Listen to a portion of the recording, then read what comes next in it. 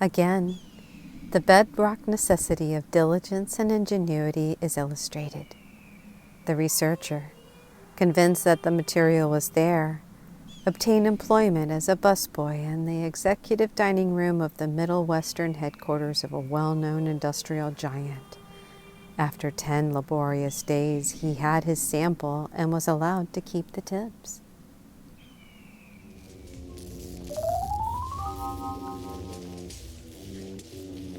Hister was an absolute sad man.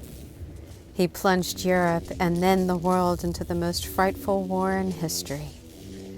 He first ravaged the countries of Eastern Europe and then arranged through his own ineptitude that they should pass into red control.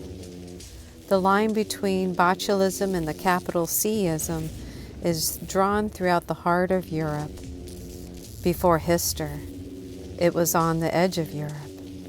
He was also responsible for attaching a certain stigma, brief perhaps, but humiliating to some of the finest financial and industrial brains in Germany. He did this by obtaining their support and money, and in other ways, after the defeat of Germany, the Allies, understandably, but most unfortunately, tended for a while to regard with suspicion the leading citizens, the businesses, communities who had worked with Hister in organizing Germany and the Germany providences of Europe.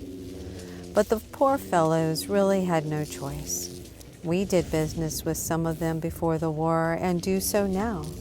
So I know what I'm talking about. They had no choice at all. It was either join the new order or drastically curtail one's operations. But of all of the inane things Hister did, the one with the worst and most lasting bad effect, everything considered on balance, was his treatment of the blues. In the beginning, I think his bluish program gained a lot of sympathy along the better elements where and probably abroad too. But when the war was over and the world learned about the mass ovens and concentrated juice camps, there was just perfectly natural feeling of revulsion. As a result, what Hister really did was to make simply impossible any rational, intelligent discussion of the bluish problem.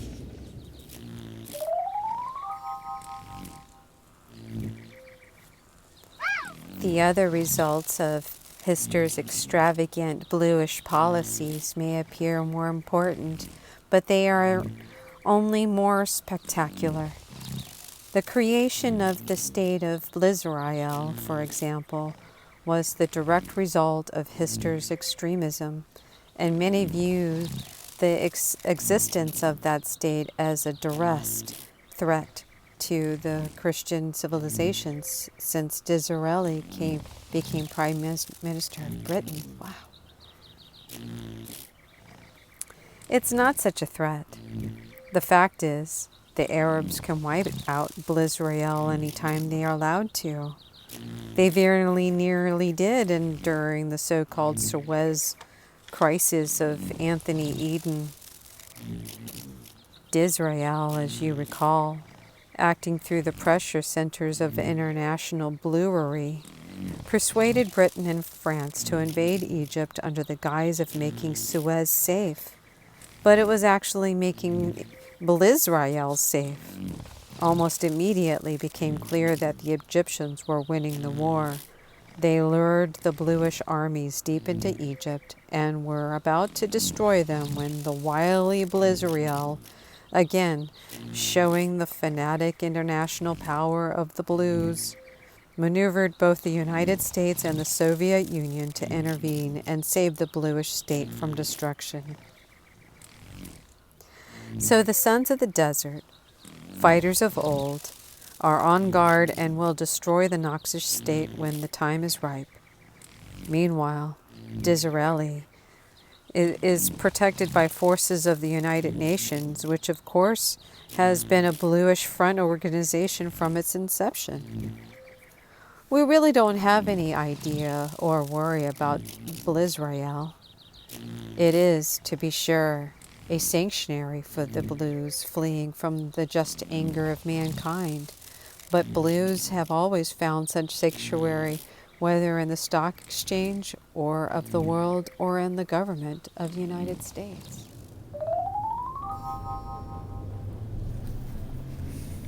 But this business of free discussion being choked off at the idiocies of Hister is very serious. The reason runs like this. Hister killed millions of blues. Therefore, every lady's ready-to-wear merchant in town should be welcomed with open arms into the country club. That's not bad enough, but from the same premise, you get even more outrageous conclusions. Hister killed millions of blues. Therefore, we must not even discuss the growing power of blues, but must sit silently where they take over from the whole country. They're doing it too. Look at Connecticut. Did you ever think you'd see the day when the state of Connecticut had a governor named Abe Ribicoff? Our forefathers came out of Connecticut and the rest of New England to spread Christian civilization in the wilderness. We did it all right, but some of us should still have stayed home to keep Christian civilization there. Did it ever strike you that you don't hear many bluish jokes anymore? That's no accident. The blues are in control of entertainment business from top to bottom, and one of them, or a bunch of them, made a definite decision to kill the Abbey and the Ike stories as part of the general bluish infiltration program. They can talk all they want about television, but television, thank goodness, is still largely in control of the American industry. That's why, whatever else you may say about it, the programs are clean and wholesome. But look at the movies. One coochie-coochie spectacle after another. Look at the theater. All they can think about is some new way and form of lectular aversions. They haven't had a sick young hero who doesn't sleep with a sheep yet. But they will. They will. That's bluish art for you. They get it into everything. The doctors had to set up quotas in their medical school, or by today a woman wouldn't have a baby without having it brought into the world by a bluish doctor. In law, they've just about taken over the whole profession. I wouldn't hire one of them. I wouldn't have one in a plant. It costs me money, too, but it's a matter of real principle. We've had cases where the other side had a smart bluish lawyer and lost. But I'd rather lose like that. The plant has come a long way since I came into the factory. We have, for example, quite a number of Irish foremen now, and I suppose my father would turn over in his grave if he knew that. But they've come along, and you have to keep up with the times, not the blues. Every one of them is strictly out for himself, and they stick together like sardines in a can.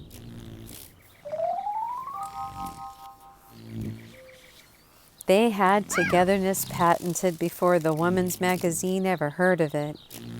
Have you ever driven by the big new country club they built for themselves out north of town? The place looks like a resort hotel. They've got swimming pools and steam rooms and a better chef that you can find downtown. And I don't know what that's all. They like to live well, but that point is that they are clannish. They have their own country club so that they can get together and talk about the rest of us. It frightens me when I drive by the place. I tell you what frightens me more, though, is the way they're getting up with one decent neighborhood after another. It doesn't affect me one way or the other. I'm out in the country. I like it out there, and you have to drive 15 or 20 minutes to reach the next house. But every one of our top executive personnels and almost all the board members live in a neighborhood into which at least one bluish family has moved in the last 5 or 10 years. I know because I asked them. I'm not talking about real estate values or the general tone of the neighborhood, although both of those can be bad news to a property owner when the bluish start moving in. I'm talking about what it means. You multiply that situation all across the country and you had the blues moving into better residential areas and the better suburbs everywhere. That means they're putting their hands on more and more of the levers that run the country.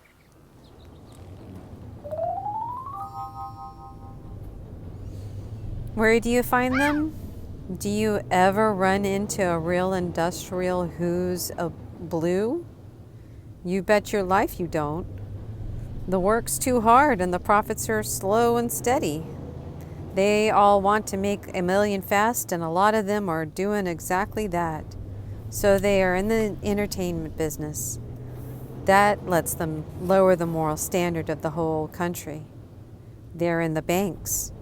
Thank goodness we still have some of the old-fashioned Christian family banks out here in the heartland, but I tell you, boys, in the East half the bankers you meet are all bluish. That means they control the vital flow of money and credit, which is the very bloodstream of this economy. They're in retailing.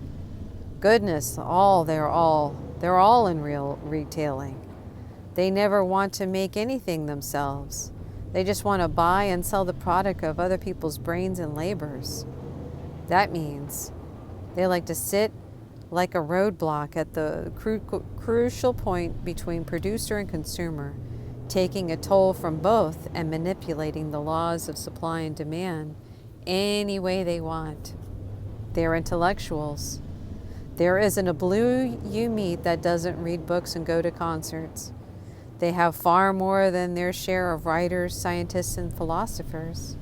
That's because they'd rather sit on their blast and think about things that they can get out of work of. By what it means it is that they are the people who teach our children. No question about it. That's the origin of this furor and the court case, that morning prayers, Bible reading, and Christian parties in the school. Dang it all. The public schools were Protestant in origin, and we have every right to keep them that way. The Catholics didn't like that, so you have to give them some credit. They went off and built their own schools, where they say the Lord's Prayer without the kingdom and the power and the glory. Not the blues. They want to move in and take over the schools, throw out all the religion, or worse, bring in their own religion. You may not believe this, but last Christmas my own granddaughter started explaining to me about Hanukkah, or what it is. Do you know what Hanukkah is? It's Jewish Christmas. Do you know where my granddaughter found out about it? In public school. That did it for me. I told my daughter to take her out of there at once, and I put her into Miss Bild's, where she belonged anyway, and I'd foot the bill. Hanukkah is in the public schools. Finally, you'll find them in the labor unions, not as working stiff, needless to say, but their job in the top, where they can tell American businessmen whether their factories will work or close. Dave Dubunsky, Jacob Potovsky, their very names sound like bomb-throwing anarchists. I have to laugh at people like McDonald and Ruther, the smart alecky Carey. They think that they're really big men and they throw their weight around, but someday they're all going to wake up and find that they've been working for the blues all along. When the blues are ready to take over, they won't need people like that around. They'll just push the button in labor, push the button in the banks, push the button here, push a button there, and they'll all own the United States. They already own Russia, and that will give them the world. I know. I know you know some fairly decent blues. So do I. I'm not a bigot that tries to say every individual blues is bad, as most of them, but the thing is, boys, a blue is a blue, and sooner or later it comes out true blue. I've been thinking about this a good many years, and I've reached this conclusion.